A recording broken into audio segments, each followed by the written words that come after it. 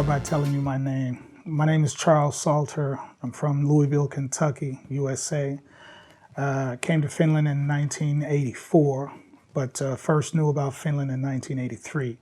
The first time I saw hip hop. Can I do some Okay. because we're starting out with this so that it doesn't, because it's touching there. Oh, okay. So maybe this is better. It's his fault. He put it there. I didn't put it there. He did it. Okay. Here. Okay. It's better? Yeah. All right. We're in business now. Oh, can you start by just telling your name? Okay. You ready? Hey, what's up, y'all? This is Charles Salter. I'm from Louisville, Kentucky. That's my name. Now you know where I'm from. Let's get it going. Let's get it popping. Okay. So when you were in USA, what was the first time you saw hip hop there? The first time that I saw people doing hip hop, or when I say, well, you mean b-boying or Hip-hop. just hip hop? Yeah. Hip hop in general. Well, the term hip hop came a little bit later, but the first time I saw people b-boying, it was around like 1976. That was the first time I saw people doing what's called b-boying, breakdance, these days. Oh, how did it happen? Where did you see that? Well, I actually saw some of my friends doing it, but later on we found out this was what people were doing in New York, and that we found out that it basically originated from New York on the streets and like that, and then started learning a little bit more about the history of it, and people would dance on the breaks of the records and all that when people were having these block parties and parties in the buildings and stuff, and they would start to play the breaks of these old, especially James Brown, because James Brown was very well known and very popular in the 1970s. And they would play a lot of his music was very popular then, so they would play a lot of his music because it's very rhythmical and funky. And the breaks, the DJs would come in and play these long breaks, and guys would just start doing wild stuff, jumping up and down, trying to outdo the other guys, just spinning around on their backs and whatever. And I guess that's basically kind of how it mostly started, people just having fun at parties and everything, because hip hop in those days was different, and the whole street life was different in those days. It was more like party and having fun. It wasn't about, any kind of fighting or animosity or anything like that. So when did you try breaking for the first time? When did I try breaking? First time I did some b-boying was around like 77. I was around like almost 16 going into 17. As I said, I saw a lot of my friends doing it and got kind of interested in it, the b-boy side. Actually, before that, I was I was a electric boogaloo dancer. So meaning that, I was doing stuff like the robot, a little bit of popping, a little bit of locking, from Don Campbell and the Campbell Lock Dancers. That was a very popular group from California. And there was a very prominent show in America at that time in the 70s called Soul Train. Soul Train was the first black-oriented TV show featuring black people, featuring black dance, and all that on TV. And so a lot of stuff originated from Soul Train. We would watch Soul Train every week to learn the latest stuff they were doing in Cali. And, they didn't focus too much on the East Coast. It was mostly the West Coast. So actually locking started in the 60s and got popular in the 70s. So this was before b-boying.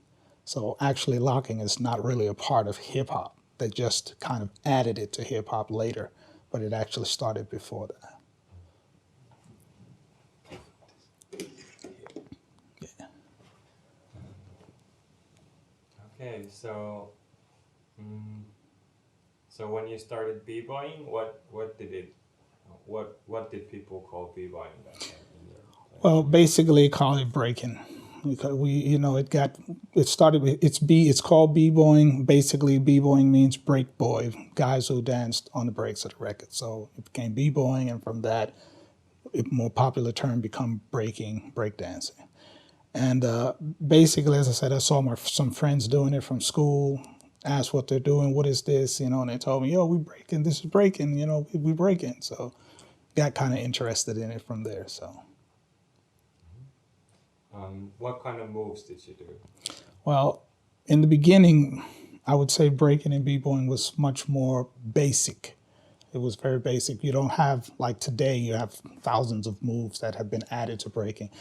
I would say in the early days, it was more up rocking, footsteps, stuff like that. There wasn't much floor footwork and stuff. That not in those days. It was very basic, 6-step, maybe 4-step or something, some swipes, turtles, backspins, stuff like that, head spins, drills and stuff. But it wasn't that complicated. So, just up rocking to the beat, and more like top rocking and stuff like that. Would you say that there was was it like a hip thing to do? Yeah, it was, with young people, it was new. Anytime something new comes to the young people, it's the hip thing or the thing that's the in thing. So, yeah, I would say it's pretty popular. So, what happened then? How did you danced in USA? Yeah. For how long? Ooh, long time, man. As I said, I started dancing seriously around 76, 77. So I was around 16, 17 then. So, and now, I'm an old man now. So I did it there for almost basically 10 years before even coming to Finland. So I was already down in it a long time. So I would say that I'm old school. The real old school. I always talk about two different old schools. There's old school when I started, then there's old school Finland when b-boying and breaking hip hop started here. So what happened in your life when you were young? And before you came to Finland? No, Finland. Well, basically, I pretty much knew that I was going to probably be an entertainer as I got older. I come from basically a gospel background, so it means that my mom was a gospel singer, my brothers gospel singers, all my mom's brothers and sisters gospel singers. So I had a feeling that I was probably going to be in the entertainment business. My father was a blues and jazz guy, so music was around our house every day, heard different kind of music. So basically, I was mostly doing that, going to school, singing, with the family and all that. So it kind of branched off into that. But then when the dancing started, we saw b-boying and saw all the electric boogaloo, the popping, the locking, all that. I got mostly interested in that and started doing that as well. So. And did you become a professional when you were young? Well, I wouldn't say a professional at that point, but later on, yeah, I would say I got pretty good at it, because I started doing it for so many years. And once I got good at it, I started going around doing different competitions in the States, entering as many competitions as I could as a solo guy. And I won a lot of competitions, got a lot of medals and all that kind of stuff, trophies and stuff. But that led later on, I think around in 1979, 1980, I met another guy named Thomas Martin. He lived in the same neighborhood that I lived in. And a lot of his friends, what happened was a lot of his friends would see me dancing and say, wow, there's a guy who looks like Thomas, because Thomas was known as a good dancer. Like, he wasn't a b-boy at that point. He was mostly a boogaloo dancer and specialized in locking. And his friends would see me dancing and go, wow, he reminds me of Thomas. He looks like Thomas, And then when his friends saw him dancing, or some of my friends saw him dancing, they say he looks like Charles. This guy looks like Charles. But we had never met before. So we finally ended up meeting at a nightclub called Armando's Palace in I think it was 1980. We met and we had started talking, and we were very similar, and we looked almost very similar, and we danced almost the same way. So we became friends very quickly, and we started dancing together, and we kind of would go around as a duo, challenging people, and people would challenge us. We started getting a name, Thomas and Charles. We didn't really have street names at those days, but people knew who we were, and we were beating a lot of people, so our reputation started getting bigger and bigger and bigger. So we decided, we should make a group and let's look for some other people to add into the group. So we went to a party one day, a little jam that was happening at this little night spot. We went in. Everybody basically knew who we were because we've been dancing together. And oh, there's Thomas and Charles. It's Thomas and Charles.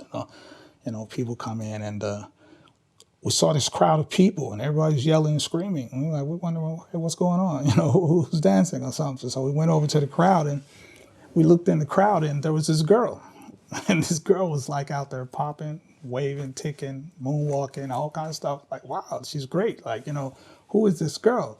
So later on, we saw her drinking probably a Coke or something, soft drink, and we went up to her, and she turned around and she saw us, and she got a little bit scared because she knew who we were, but we didn't know her. She thought we were going to come up and challenge her to dance, but actually we wanted to know who she was and everything, and we were going to ask her to join our group because she was really good. And she went crazy when we told her we want you to be in our group, and she's like, oh my God, it's going crazy and everything. So we sit down and talked to her and told her what our plan was and everything. And then she told us she had a brother who dances, and he was a b-boy.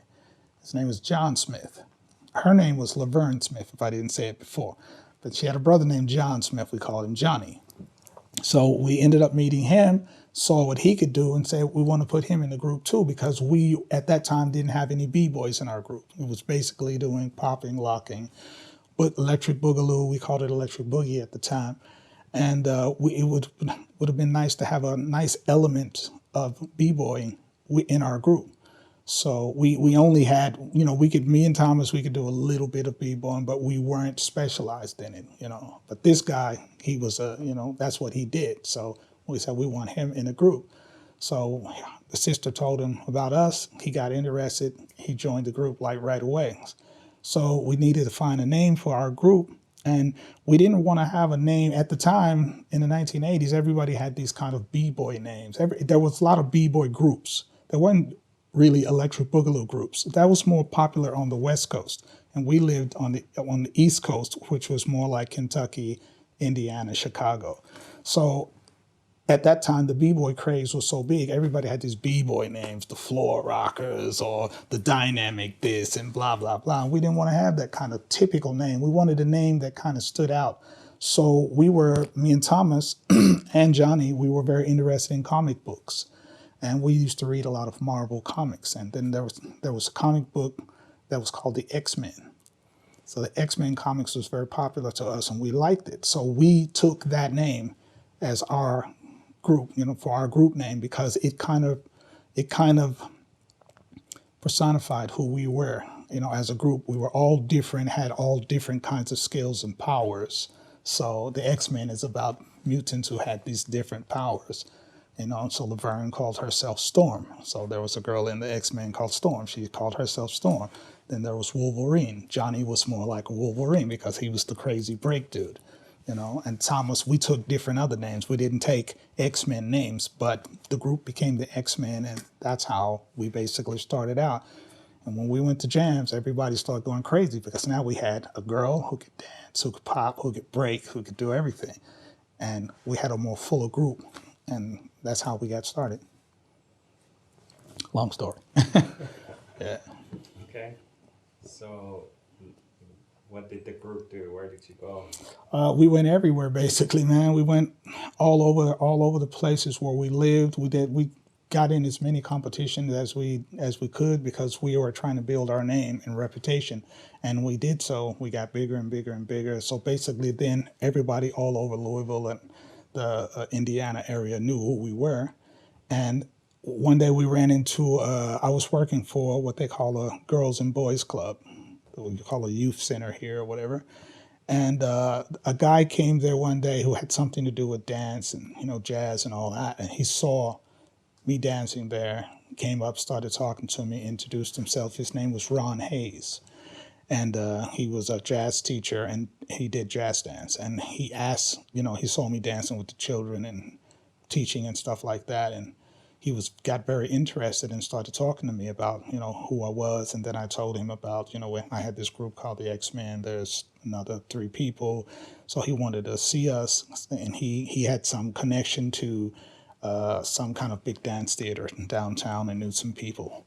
So once he saw the whole group dance, he went crazy. He was like, wow, you guys are fantastic. You know, would you be interested in doing this? At the time, this was around 82, 83. He asked us, would we be interested in doing this production of Michael Jackson's Thriller? Because Thriller at that time featured jazz dancers, featured poppers, boogaloo guys, and asked us would we come and join this production and be the guys who did the boogaloo parts, you know, when the zombies come out of the ground and then they start popping and all that. So he wanted us to do that part.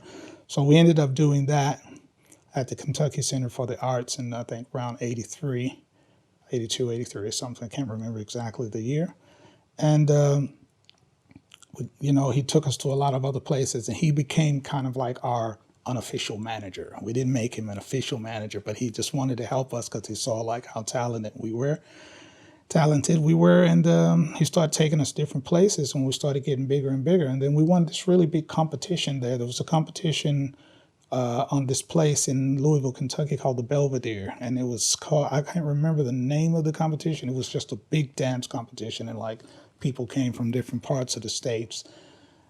People came from Indiana because Indiana, the place where I live in the States is called Louisville, Indiana, Louisville, Kentucky. And Louisville, Kentucky, if you go over a bridge, you're in the next state, which is Indiana. So it was right on the borderline.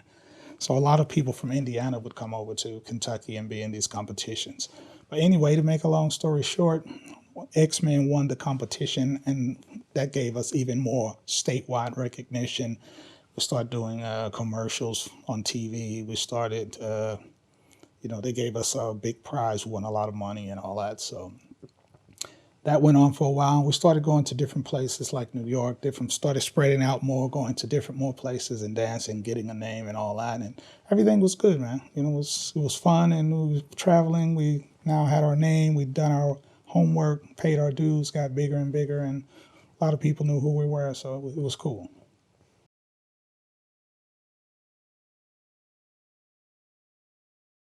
You need your clapper. Yeah. We left it at home. Oh, man. Clapper. Take 33. Yeah, let's put that over there. Yeah, it's crazy. Okay. Next question. Okay. So then, what happened then? Like, how did you end up coming to Finland? Okay, I'll tell the story. You want me to start now? Yeah. Okay, basically, as I was telling you, the X-Men became very popular. We traveled a lot, and basically what happened, how I actually ended up coming to Finland is a funny story. Ron Hayes, the guy I just told you about, who's our unofficial manager, he had some connections. He had a friend who was from California who was actually teaching in Helsinki. He was working for Helsingin Tanssiopisto in 1983. His name was Siri Satnam. I don't know his real American name. He's an African-American guy, but he changed his religion from what he was. He changed to Hindu religion. So he went for the Indian religion and changed his name to Siri Satnam. Him and Ron were friends, and Siri called Ron. They were talking on the phone. Siri said, I'm in Finland. I'm teaching at this school called Helsingin Tanssiopisto. And then Siri told Ron, he said, hey, you know, these people are interested in having some teachers for 1984, the new year coming up. Would you be interested in coming over to teach jazz? Because Siri was a jazz teacher as well. So he asked Ron, would he like to come over to teach jazz? And Ron was like, whoa, yeah, this is crazy. I've never been to Scandinavia before. I want to go and check it out. So Ron tells us, the group, he said, hey, I'm going to be going to Finland. I'm going to Scandinavia. I said, oh, how did you get that? And, oh, my friend is working there and blah, blah, blah. He hooked it up and everything. And then we started asking Ron, well, do the people in Helsinki and Finland know about, you know, b-boying and hip hop and boogalooing and popping and locking? And he was like, I don't know. I have to talk to Siri. So he talked to Siri, and Siri hadn't even heard about it because Siri's been traveling around in Europe quite a lot. So he didn't know the scene that well. And he said, no, they don't have this kind of thing over here. He said, well, Ron said, do you think they would be interested in having it. He said, I don't know, I'll talk to the people who own the school. So the people who owned the school was this Leila Silantaka and Göran Lestrom. They owned Tanssio at the time. And Siri talked to them and said, hey, I got this friend who's, a good jazz teacher, but he has this, electric boogaloo popping b-boy group. And she was going, well, what's that? She didn't know what it was. And she said, he explained to her what it was and what's going on in the States, what's the craze. This is what's happening right now, and all the young people are going crazy. This is the newest dance art coming out of the States. So she had a talk with Göran Lestrom, and they got really interested in wanting to have this in Tanssio, but they needed to see some visual stuff about it. So they asked us to send some visual stuff like videos. We sent videos, we sent them news, paper clippings, information, all that stuff. We sent our videos, we sent them what was going on in New York and all that. And when they saw it, they just they couldn't believe it, because I was like, wow, I've never seen anything like this. So of course they wanted it for their school, because they would be the first school to have this new dance art at their school. So Siri called Ron and told Ron, said, yeah, these people are very interested in it. Like, can you send somebody? And my friend Thomas, the guy I was telling about, Thomas Martin, he volunteered to come to Finland. He said, hey, I want to go. I want to teach. So I didn't raise my hand at that point because I actually didn't want to come to Finland. I just wanted to stay in the States, keep dancing, because I was already established there and doing my thing and traveling with the group. But then Thomas was going to come and teach something like 10, 11 months or whatever, and then come back. And that was what the whole thing was. So the group was kind of, slowing down, breaking down, because he was going to go to Finland. John Smith, Laverne's brother, he ended up going to the American military. So he went to the army. So the group was kind of splitting up. And so anyway, Thomas volunteered to come to Finland, and like 1.5 months before he was supposed to come, he came to Ron and he said, hey, Ron, I need to talk to you. I'm sorry, but I can't go to Finland. He said, Thomas was a guitar player in a band from Louisville, local band, and they were going to go to Atlanta to get a record deal. So he said, I got to go with my band because they need me and everything. So Ron came to me and asked me, would I take Thomas's place to come to Finland? And at first I was thinking, like, I don't really want to go because, as I said, I didn't volunteer when they asked first. But then since me and Thomas was the nucleus of X-Men, we were the two guys who put it together, I was the next best dude to do it. So he convinced me to do it. And that's how I ended up coming to Finland. So it was basically fate that I came to Finland and started working and, being the first guy to come here to teach hip hop, street dance, and popping, locking, acrobatics, whatever. That's how it happened. That's an interesting story. Yeah. All these things, see, all this stuff you didn't know. See, all these stories. Oh, so that's how it happened. All right. Yeah, because I wasn't supposed to come here. So it was the other guy who was supposed to come. So, but he ended up going to Atlanta. I took his place, came to Finland, and we both basically, I got stuck over here, because I decided to make Finland my base after 2 years of working here, because I figured, well, if I'm going to get stuff going on in Europe, it would be better to be here than to be living in the States, because you got that long flight back and forth to Europe, America. It's just too long. But if you're already basically in Europe, it's much more easier to get to the European countries from here. So I figured I'd make it my base, and that's where I've been ever since. So. Stuck in Finland, man. Hyvä Suomi. So, yeah. Okay. So, when you first came to Finland, what was that like? Wow. Got a lot of time? Yeah. Well, yeah, the first time coming to Finland was very different, man. I mean, it was like, well, I don't know. It was kind of weird in the beginning, because I guess when you come from the States is such a big place. Then you come to a little small country that has like 4 or 5 million people, and almost everybody looks the same. So there wasn't that many foreigners here. When I came here, there was hardly any black people, or hardly any Indian people, or hardly any foreign people. Just only Finnish people. So that took a lot of getting used to just see only the same people everywhere you went, and you were the different person.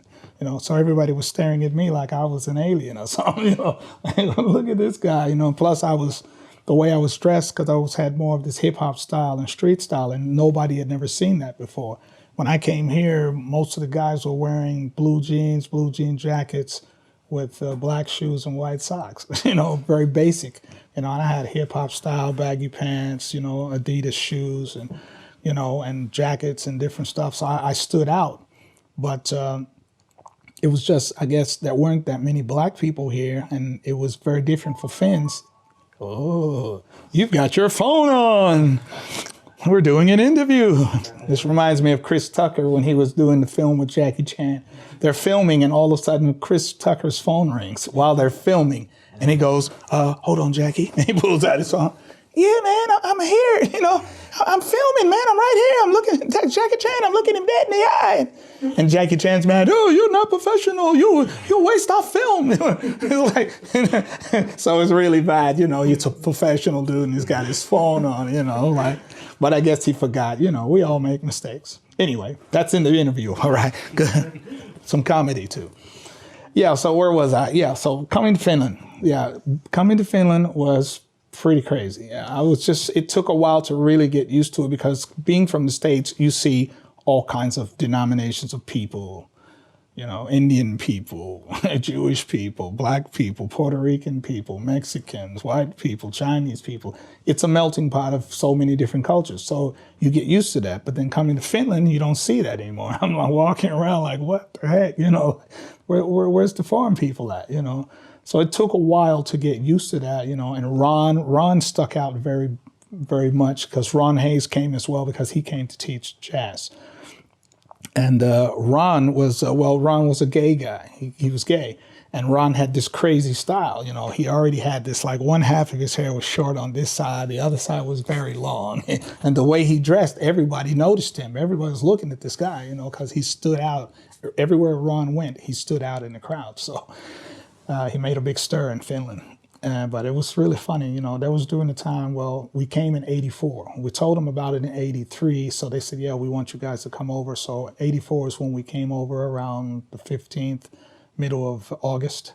And we came over and had about a week to kind of hang around before we started teaching at Tanssioppisto, just to get the lay of the land, see what the place looked like. But it was during the time when you had this Finnish band Dingo that was very big. So you had a lot of punk rock people walking around with the crazy hair and the leotards and and all the multicolored stuff, and white faces. Then you had these goth people who were very white faced, black clothes, black fingernails, black lips, black eyeshadow and all that. So all that stuff was very big and popular then, but they were looking at us like we were aliens. But I thought it was kind of weird. It was like, this guy has like 5 different colors in his hair and all that, but we're the aliens. But anyway, it's crazy stuff, man. But it was very different, and it kind of hard to get used to, just as I said, coming from the States, when you see so many different people, and then you come to a place where you don't see that many people. So it was kind of hard, but we got used to it finally. Do you remember any story about? Well, not really too many stories. As I said, people just basically, they were always checking out our style, our clothes, what we looked like. They knew we were very different. Most people didn't even know we were from the States, but until we started talking to them, then, oh, you're from the States. But it's very different then, man. It was just, people didn't really talk too much. They look at you, but they don't really, not too many people were bold enough to come and start to talk to you and stuff. So. Did they know how to talk in English? Yes, most of the people we met could speak English.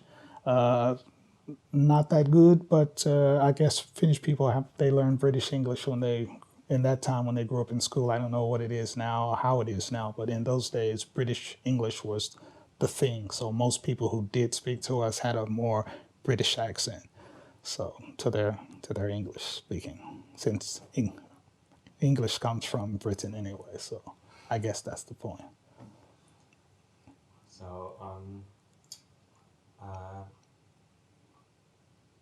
So how did people react when you started teaching the dance? Well, just, looking amazed because they'd never seen it. They just started barely hearing about b-boying and breakdancing and all of that. So when we started teaching in the classes, it was mostly like, at first, in the beginning, I had to sort of basically dance quite a lot because nobody knew anything about the dance. So I had to show them a lot of stuff. So we would put on little exhibitions in the class. I would just basically first dance, and then once dance, break it down and start showing them what I did. Like if I was doing some popping, I would say, well, this is called popping, what I'm doing here, or I would do some locking and, oh, this is locking, and then this is called b-boying, and start doing some top rocks and go down and start doing some footwork and some spins. So I basically started like that, and then I would kind of break them off, make them make a circle first, and then basically start teaching them more for, I say, more like the popping and locking and the breaking down of the waves and all that, showing them how to wave and move their arms and this, and just basically took it to the simple point and broke it down. That was it. Because basically, to tell you the truth, I wasn't really a teacher. I was a dancer. So now I have to come and teach people and break down what I'm doing. So that was a little challenge, but I kind of managed it and made it happen. So. Were Finnish people good dancers? At that point, no. No, this is the very beginning. So everybody basically had to learn. Of course, in a group, you're going to always have some who learn, pick up things more faster than others, but it was at the very beginning. I couldn't say that people were very good dancers in the beginning. It started to develop from there. So.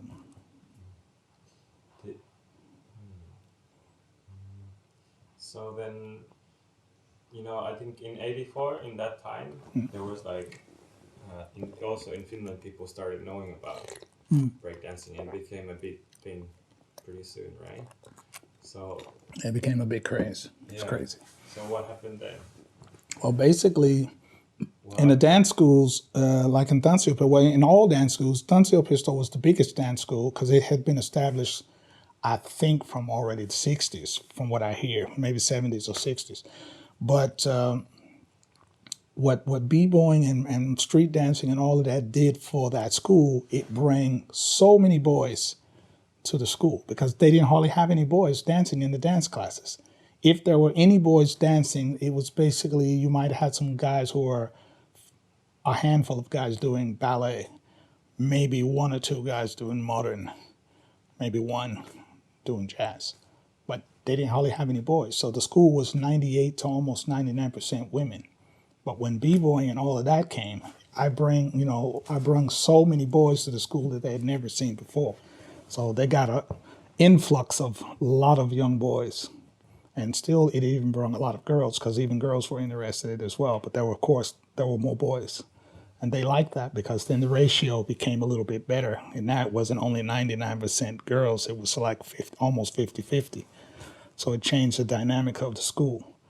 And for them, of course, they loved it. They're making money. So it's like, wow, we got all these people now. And the breakdance thing was the biggest thing, biggest craze. A lot of the jazz and modern people, of course, it was a new thing for them, but they thought it was going to be a thing that wasn't going to last. They just thought, this is not real dancing. And, these people who are in the ballet world, that's what they call real dancing. So when stuff like breaking and all that came, they just thought it's going to be something that wasn't going to last that long. So, but they were wrong. So. But when the people came to the class, yeah, did they ever see the breakdancing before? Did they see it in the movies?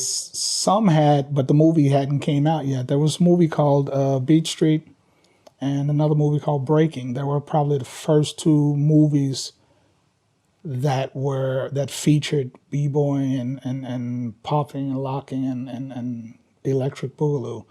But most of the people who came to the class it was basically their first experience seeing b-boying and stuff like that.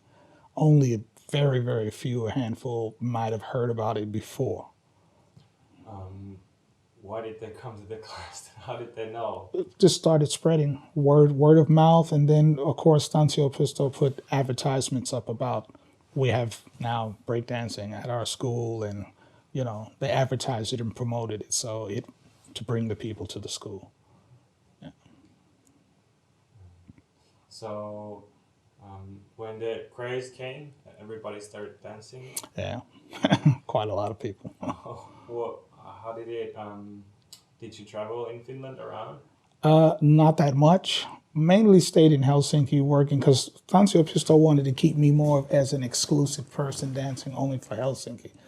And of course, there were a lot of other schools who were asking me to come, but see, Tanssioppisto basically had their monopoly on me because they were the ones who brought me over. So, it was mostly like that. But I'd say after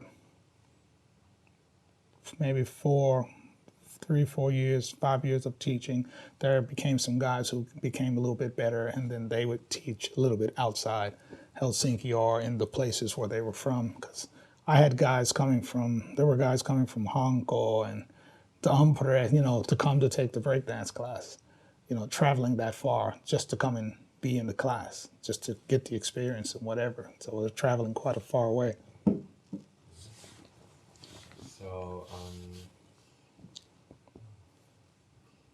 oh, Just think about it. Think about it. You said that there was like few people who knew about the breaking before they came to the class. Did you see that did they practice harder or? Well, I wouldn't say that. It was just because I don't know how they heard about it. They could have heard about it through the media. They could have heard about it through, if they have some Finnish people had relatives that were living in the States, so they could have heard about it from word of mouth. In those days, there was no internet. There were no mobile phones. There were, no videos and stuff out in those days. So it was very difficult to hear about it. So if they heard about it, it had to be through some other person, because there were no other mediums for them to hear about that kind of thing. It started getting big, but when the first movie came, there was a earlier movie, I don't know who made it. It was called The Pizza Boys, but I'm not as sure who made the movie. But the most prolific movie for b-boying was Beat Street, and then one called Breaking, or Breakdance Electric Boogaloo, which featured one of the original lockers, a guy called Shabadoo, and Boogaloo Shrimp, the street dance dude. So they became very popular. So every year it just got bigger and bigger and bigger. So more people were just coming to the school. Did you see any change in the street view? For example, when you came, here was people with jeans and jean jackets, and it started changing. Yeah, it started changing slowly. The dress style. Everybody, of course, wanted to start it looking like hip hop style, b-boy style, street style. So yeah, people start wearing bandanas and little scarves around their wrists and wristbands. Started looking more like a sporty person. Did they, for example, we had interviewed a lot of Yes and these guys. They said that they had to make their own clothes to look like that. Well, yeah. Well, of course, you couldn't find it in the beginning. Clothes like that, you had to kind of make your own stuff. Take some old jeans, make them bigger by splitting them and adding some more material. They didn't sell a lot of these Adidas Superstar Shelto All-Star shoes. They didn't sell any of that kind of stuff. Any of the b-boy merchandise. That stuff came much later, when the craze became big. You had this one shop. There was one shop here in Vuorikato. It was called Micmac, and the lady who was running that at the time got very interested in the b-boy side and b-boy culture, and because they saw that was a new thing that was coming, so they started to already think, should we start to sell kind of a little bit street style clothes, or have made some street style stuff, because my friend Ron, he ended up meeting this Nita Salavara, I guess her name is Salavara, who used to run Micmac. He met her some kind of way, they became friends, started talking, and then Ron was telling her a lot about the hip hop scene too. And then they had a idea that they wanted to put on a kind of a show, a hip hop show, fashion show that had some hip hop stuff So they had this kind of fashion show, and they asked me to come and kind of dance there and wear some clothes and stuff like that. So that became a big thing. So So in the classes, who did you teach? Which who did I groups? teach? Well, boys and girls. Do you Yeah. remember some b-boys that became in the crews, famous crews? Whoa, man, there's so many different. We're talking about the '80s, bro. Well, so I can only remember a few guys. There was people like Jukka Harju, Riku. I can't remember his last name. Pimpu. There's a lot of. I know most of these guys by the basically first names, and some b-boy names. Another guy called Spinner who was in the class, and he was kind of part of the b-boy crew. I ended up meeting a lot of other guys, like a friend of mine, this Alexander Eulenberger, Alex and his brother Seba. They were in a crew. They had their own crew with Mika Karhu and a few other guys. So it's just so many people. Everybody started forming their own little crews and stuff after it started to become really, really big. So there's just so many different people involved in it. So And there competitions in Finland? yeah, there were a few, but they were very small things. I wouldn't. Well, if you want to call them competitions, they were little small scaba things. If you want to call them scabas, started forming stuff. We used to go to this place. What was it called? Lepako Radio. This Radio City little place that used to be over there near Ruoholahti. They used to have little jams over there, and then there was a place in Hakanemi back in the '80s called Bygga. It's like an old school place, and there was a guy called Kim who used to run that place for the youth, like youth people and like young people there. So we had a couple of little competitions there and little scapas there. So, and then Airo Samolen, she started doing this master mover competition, which was I would say that was more of a competition and bigger because Airo Samolen was very well known. She had this son named Jari Samolen, and he was a judge and he had been dancing as well. So we would go there. I've been a judge in those competitions before. What was the first competition? Sometime in the '80s, I think it was around. Ooh, these dates could be like something like '85, '86, something like that. Which one was it? Master mover, Idol Samoan master mover competitions. Yeah, Was there a lot of people in those competitions? yeah, quite a lot. B-boy craze and the whole hip hop thing was a very big thing. So it was a lot of people. How many people? Oh, quite a lot. Girls and boys. Everybody was trying to be in the competition and make a name for themselves. And just to get the experience of dancing in a competition. A lot of people. A lot of people. I can't say how big the crowds were, but they were quite big. Over 1,000 people. So did you went to Lepakko? Yeah. The event? Yeah. And what was that like? What was that? It was cool. Lepico was a small little place where people would gather and they'd have these little competitions and stuff. So it gave a lot of the people a chance to dance and show their skills. And in the early days, old school days, so old school Finland. What was it? How was it different from USA?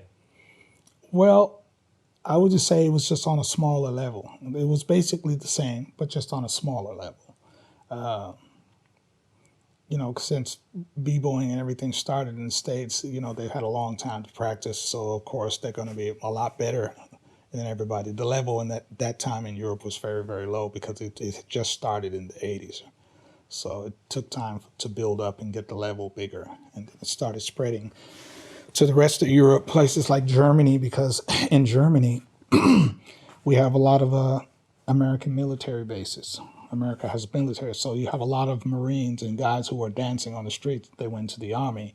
They go to Germany, of course, on their leisure time. They would dance and do parties, and so breaking got big then, and it would spread to Germany and a lot of other places, England and whatever. It started getting bigger and bigger, and then the whole Europe, the whole world. Do you remember something particular in some particular event that was good? in Lepako or something? Wow, there were so many. There were so many events. Not any particular incidents or things, because there were always crazy stuff happening and lots of competitions. There was never any kind of fighting or anything like that, but people were pretty competitive, trying to really, show what they can do. And it was, as I said in the beginning, the philosophy of hip hop was, love, peace, having fun. It's about having fun and just everybody being together and coming together on that level. There wasn't that, as I said, there wasn't that many people that had animosity toward each other. They weren't angry to each other. Of course, in the b-boy, the b-boy scene, it's like one group against the others, and they taunt the others. But it wasn't more like they did it because they actually didn't like these people. But it was just that's part of the culture, competition, how it goes. But I can't remember really any special things that actually really happened. People just danced, we just danced and did our things, and it was cool. We all had fun, and people wanted to keep learning. Was it a similar, or if you went to a jam in Finland or if you went in USA, how was it different? Like, what was this? Was the atmosphere similar? Well, I would say a bit different because Finland is Finland. They have their own ambiance, their own atmosphere. When you go to the States, it's different because there are so many different kind of people in the States. There weren't that many different people in Finland. Finns are Finns. So when you gotta go to the States, you got Chicano guys, you have black guys, you have white guys, there's so many different kinds of people. So everybody has their own little bit own culture. So that's what makes it different. But in Finland, everybody was Finnish. So it was always just a Finnish thing, a Finnish culture. A bit different. Which crews or which b-boys were like at the top in the 80s? Hard to say, man. There was too many. There were so many groups. It's hard to say which one was more at the top. There were some that were good at one time, and then the others would come up and be good at another time. But trying to remember all the names, too difficult to remember all the b-boy crew names and stuff like that because it was just too many of them. Everybody was forming a b-boy group or whatever have you, and it was just so many of them. So, what was your life like in Finland? Like when you were like in your 20s, right? Yeah, I came here. I was when I first came to Finland, I was basically 24. I was just getting ready to turn 25 the next month. So, as I said, my plan was basically to work here a year and go back to the States because I didn't really have a plan to stay here. But they asked me to teach after the year was over. Anssi came to me and said, "Hey, could you stay here another year and teach? Do you have to go back to the States?" And then I thought about it, and they were like, "Well, if you stay, we'll pay you more. Just stay." So I ended up staying another year, taught 2 years, and then after the 2 years, I started thinking, maybe I should make this my base because then I can maybe do more in Europe and everything like that. And that's when I decided and made my change to stay longer in Finland. And did you get to travel in Europe? Yeah, I got to travel different places. I, of course, went on a lot of different vacations and just to go see different other countries and stuff. Because as I said, once you're in Europe, it's easier to get to the other parts of Europe and get to see what people were doing in their countries, Germany, Sweden, Denmark, England. So I got to go to a lot of places. Did you see the dancers there? Yeah, I saw a lot of people, starting to dance and stuff. And, we would go to like clubs and stuff, and people would be dancing in the clubs. And Sweden, England, Germany, everywhere I went, you could see that hip hop craze and everything, that level coming up. So it was nice. Okay. So, what about then the hip hop craze? It kind of like it started changing. I would say after about 5-6 years in Finland, it started to kind of die down. Like anything, anytime something new comes, it's like it's everywhere. Everybody's going crazy, and then as years go by, it goes smaller and smaller. So I would say that, the craze started dying out around like 1990, 91. kind of died out a while. So it was basically just teaching mostly like not really that much b-boying stuff, but more like hip hop, street dance, that still kept going on. But the actual b-boy breakdancing thing started to kind of go down a bit. And then around after the mid 90s, it started kind of to raise up again, come up again. You go to some little jams and you see some guys doing some b-boying and stuff, and kind of ignited the craze again. And then around 2000, 1999, 1998, it started to become bigger again. There was a guy, what's his name? Pasi Palonen, I think it's Palonen. He goes by the b-boy named Cool Ski. He became a DJ. Used to be one of my students as well back in the 80s. He became a DJ first, and then after he became a DJ, he started promoting his own hip-hop scaba, which was called the Helsinki Battle. It was around, I think, 99, somewhere like 1999. And he would have this little battle in Helsinki and, give the b-boys a chance, the ones who were still doing b-boying, the chance to kind of, do their thing and have some fun. A little small scaba, nothing extraordinarily big or anything like that, but just gave them a chance to dance. And then it kind of started building up the craze again, slowly. So he asked me to come and kind of be a host, and a judge, and just to kind of check it out. And I did that a couple of years. Then I went to him after the 2 years, and I asked him. I said, "Have you ever thought about actually making this like an official b-boy competition for Finland, Suomen mestaruut kind of thing?" But he was like, "Nah, I'm not interested in that. And I just want to do my little scaba," and But I said, "Okay." After talking to him, so I had this idea that I wanted to make an official competition for Finland.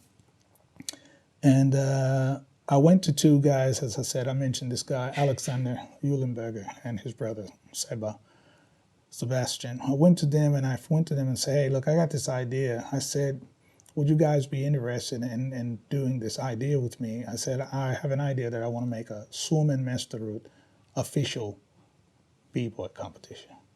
And they looked at each other like, "This is great. Yeah, let's do this." They were interested from the very beginning. And then I told them what my idea was, and I said, let's do it the way they are doing it in Germany and everywhere else. Let's, get judges from outside Finland, well-known b-boys, people from Rocksteady Crew, whatever. Let's get them and bring them into Finland and have an official competition. And let's have it every year and really do something for the b-boys and raise the b-boy level up and really help the b-boys. Because the scaba that Pasi was having, he was more like just doing a Helsinki competition. He does his competition. Whoever wins, they win. They get a T-shirt or candy bar and say, "Hey, good job." You rolled around on the floor for an hour and, that's what you got. But I wanted to take it a step further and say, let's really help the winner. Let's get the winner to a bigger competition, like somewhere on an international level. So we wanted to raise the bar. And since he didn't want to do it, I went to the other two guys. They were interested, and that's how we started this bboying, which is Ultimate B-Boy Jam. And that's the official competition here. Every year we've been having this now like over 10 years. So, and then we got the UK championship things involved in it. So they would come here and do their qualifiers, because me and Alexander, we used to go to the big German, what was it called? The big German, what was that thing called? They had this big competition in Germany every year. Battle of the Year. They would have it every year. So we started going there and checking out this whole thing. And we got to know the organizer of this whole thing, a guy named Thomas. And we talked to Thomas, said we're from Finland. And we're trying, because they never had anybody from Finland representing in this, Battle of the Year. They had people from all over the world. But never, at that time, they didn't have Russians, no Baltic states, Finland, none of these people. They might have had some Swedes. But I think the Swedes were maybe the first to be involved in Battle of the Year that were from Scandinavia, but they didn't have Finland, they didn't have Russia, they didn't have a lot of other places, Estonia. And we started talking to this guy, about, having a qualifier and stuff and trying to get a Finnish b-boy crew to represent in Battle of the Year in Germany. So we talked about it many, many years, but it kind of fell on deaf ears for a while. They didn't want to hear what we had to say because they were thinking Finland is insignificant. They don't have any b-boys worth really talking about and blah, blah, blah. But we proved them wrong, and we got things kind of flowing from Finland. Battle of the Year. Then we got the guy from the UK champs, Hooch, who runs the UK champs in Britain, in London. And we went to talk to him the same way we went to his championship and told, this idea, why don't you have a qualifier in Finland? Because they've never done it in Finland. They've always done it in Sweden or Denmark or somewhere else, but never Finland. And he liked the idea, and he gave us the idea, and we started having the, qualification matches over here. And it built up things even more. So helped a lot. Okay. So, but what about, let's go a little bit backwards. Okay, yeah, no problem. And what about the 90s? So when the hip hop craze kind of died out a little bit. Yeah. What was that Well, like? I wouldn't say the hip hop craze. The hip hop, it's the b-boy craze. The b-boy craze kind of started dying out. The hip hop craze started still getting bigger because hip hop is not just b-boying. Hip hop is street dancing, popping, boogalooing, all of that was added in there. So that kept going. That never stopped. It just kept going and got bigger, always got bigger and bigger and bigger. But the b-boy thing, of course, people just wasn't so many guys doing b-boying anymore. As I said, when something big happens, it becomes big, but then after a while it dies out. And then it might be a time when nothing happens, and then all of a sudden it starts up again and starts getting big. Same thing happened in the States. So what was it like for you in the 90s? You were still working? Yeah, I was still working in Tansio Pistol, but I was basically doing more hip hop, street dance, teaching, different kinds of choreographies with electric boogaloo, different stuff, popping, waving, some locking, new style stuff. Did you meet any b-boys in that time? Not that much. They were still around. We always saw the older guys around, but they just, the interest started going different places. There's some who did some more other hip hop stuff, but most of the b-boys, they got older. Priorities change. Now you're older. You got to work. You got to get a job. Get out of your house. Some went to school. College. So it was a little different all the time. So, did anyone come and ask you like, "Oh, please teach me b-boying," or was it like? There were a few. There were a few newer. I would say newer guys who got interested in b-boying. They were asking around where could they learn, b-boying again. Is there any classes in it anymore? And I said at the moment there weren't any classes, but the interest started building up more and more and more. And then, Tansio Pistol, I was talking to Leila Silang Taka about it, and I was saying there's some people who actually want to do b-boying again. So I said it would probably be a good idea to maybe start up a couple of classes or whatever. So, we started a couple of classes, and I started teaching some more basic stuff there, and got a few new guys in there. When did that happen? That happened, I would say,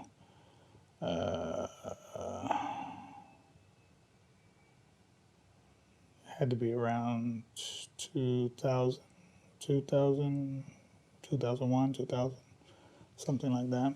Well, I'm not exactly sure, but I think around that time. So when did you in the end of the 90s or like middle of and the end of the 90s, b-boys started coming back, right? Yeah. So what was the first time you saw like other b-boys? I just saw a few of the old school guys. There was this guy we called Big Pete. Pete used to be one of my students as well. Actually, Pete was more of a boogaloo dancer. But later on, he started b-boying and practicing his b-boy skills and got better at his b-boy skills. And I would see them dancing here and there. outside, doing some little outside things and stuff like that. And then at these little jams, wherever they had a jam here and there. I didn't go to every single jam, but they had a lot of little things here and there, and so it kind of started back up slowly. So, what do you think was the reason that it came back? Was there some movie or something like that? I don't think, no, it wasn't that. It was just still people. There were still guys who still loved b-boying and liked the whole thing, and they just kind of kept practicing under the radar. Kind of kept it going a little bit. They would do it. More guys would start to get interested who hadn't really done it before.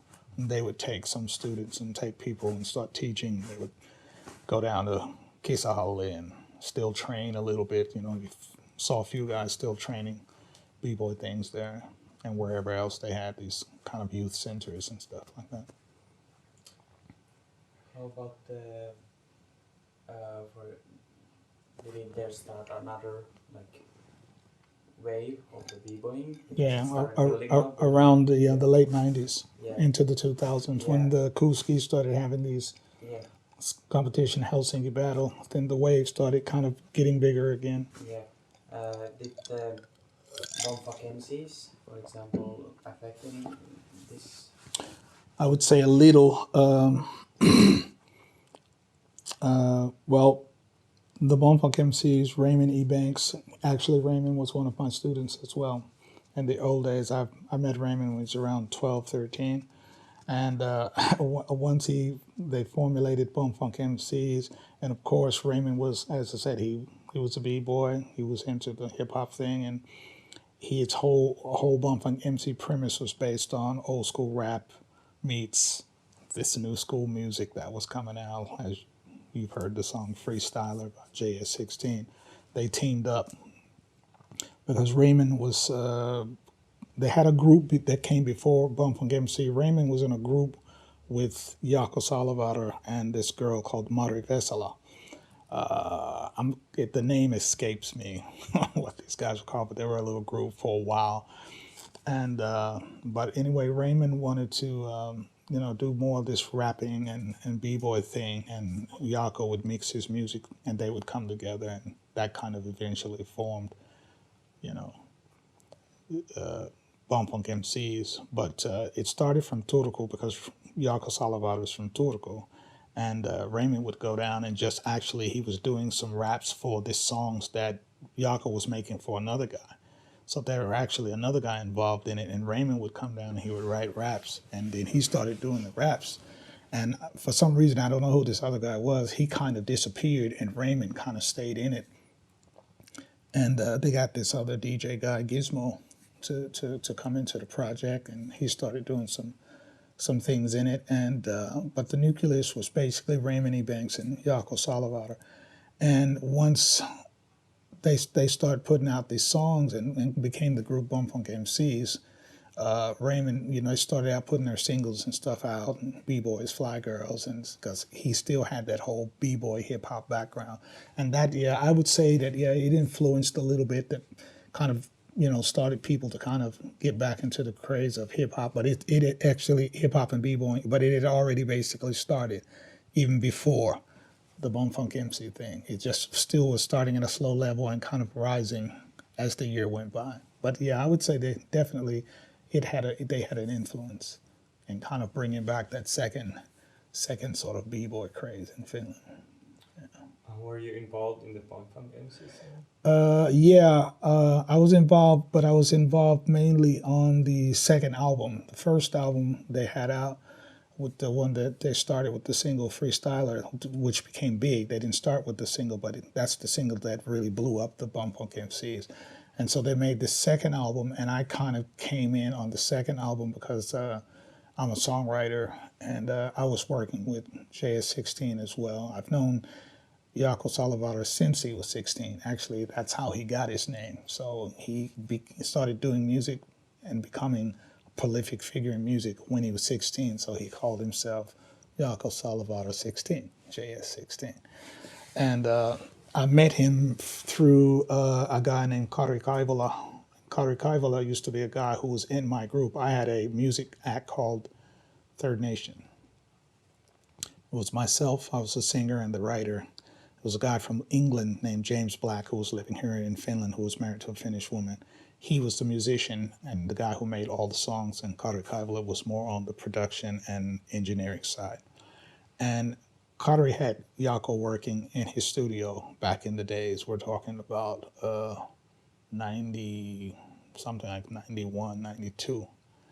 And I met Jaakko basically at Kari's place. First saw him, doing music there. I was like, hey, who's that guy? Oh, it's Jaakko, a guy from Turku. And that's how we basically first met. So